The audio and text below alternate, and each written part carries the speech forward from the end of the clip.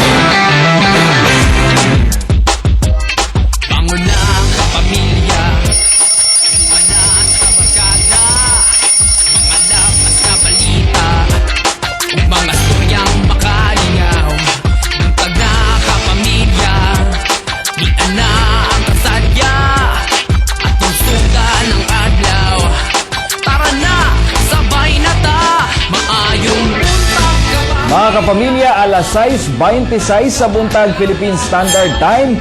Bangon-bangon na ug dungan natong sugaton ng adlawng Miyerkules ug usa ka Maayong Buntag, Mindanao. Luag pa kayo ang dagan sa trapiko din ha. Sa main highway din na sa may Tugbok sa 3rd District mga kapamilya. And syempre, kinahanglan para dili ta malit sa itong mga trabaho sa Yupudta nga mag-prepare sa itong mga kaugalingon. Syempre, tutok mo din sa may Buntag Mindanao para pagsulod ninyo sa inyong mga eskwelahan o kung dili ba sa inyong mga workplaces, doon na mo'y mga balong impormasyon ug mga balita. Tama kaniya, Michelle, no? Good morning sa itong mga kapamilya din sa Davao City o sa Dahas Nasab sa Davao del Sur, del Norte, Oriental ug sa Compostela Valley. Tutok na mo din sa MBM kay hatod na mo ang mga impormasyon ug mga balita ang ngayon ninyong masayran. Ug una diha kay usa ka hotel sa Boracay ang nakadaog og 3 ka awards sa bag-ulang Travel Leisure's World's Best Award 2013. Ang Discovery Shores Boracay nakakuha og 95.57 overall score og top 11 kini sa World's Best Hotels karong 2013. Sumala pa sa Travel and Leisure Magazine. Siyempre, ginganlan sa kiniisip second best sa Asia sunod sa Oberoi Uday Villas sa India for 2 consecutive years. And according to Travel and Leisure, gibasihan nila ang result sa usa ka survey gikan sa ilang mga readers pinaagi sa pag-rate sa mga rooms, location, services, food ug value nga 17 years na nilang ginabuhat sa Travel and Leisure Magazine. Okay, mga kapamilya, kini sa laing bahin na sab kay syempre karong adlaw medyo nakasinati ta og maayo nga panahon dinhi sa Davao City kay tungod kay walay mga major nga mga weather disturbances dinhi sa Philippine Area of Responsibility. Gawas na lang sa Intertropical Convergence Zone nga nakaapekto sa Southern Luzon dinhi sa Visayas and Mindanao area. Medyo maayo ang dagan sa panahon karong adlaw. Lawan nato mga kapamilya na ang atong temperature karon is mag-average og 24 to 31 degrees Celsius dinhi sa Davao City. So mag-expect na tanel na it's going to be a fair weather today. Magdala gyapon og payong. Yes. Kay syempre pag init gani kayo no dapat pud na protektahan nato ang atong mga kaugalingon. Unpredictable gyapon ang weather bisan musulti ta nga walay mga weather disturbances pero usahay magud pag-abot sa hapon na gyapon tay mga dili gina-expect nga mga kalat-kalat nga mga pag-ulan. Tama kami. So dapat magdalag payong kay dili lang ni panangga sa ulan, syempre sa init sab sa panahon nga posibleng masinati nato karong buntaga. Ayan. Pero mga kapamilya, init sa ba ang pagdawat sa ato sa mga taga-Tugbok sa 3rd District, Davao City. Syempre, kauban si Claude this morning. Claude, good morning! Good morning sa ato mga kapamilya. Ganeta karon ini sa Tugbok District. Syempre, kung andam na ang MBM, andam na po na mga motorista din mga balabal driver din sa Tugbok District. Ayan, mga kapamilya din hinta mangita og solid kapamilya nakatutok sa may buntag Mindanao. Busa, bangon na sa ato mga kapamilya din sa Tugbok District.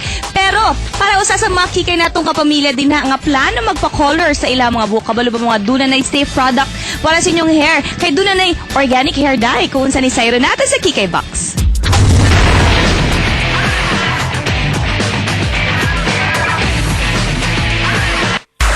Si Lola Perla, bisan busy sa iyang mga apo, dili jud ginakalimtan nga i-maintain ang color sa iyang buhok. Ko nagapatila ako sa kong buhok bisag daran ako kay pugong sa edad kay bisag daghan ako mga apo ang look younger. Gawa sa mga available nga hair dye nga ato ang mapalit sa market, naanay mapalit nga organic hair dye.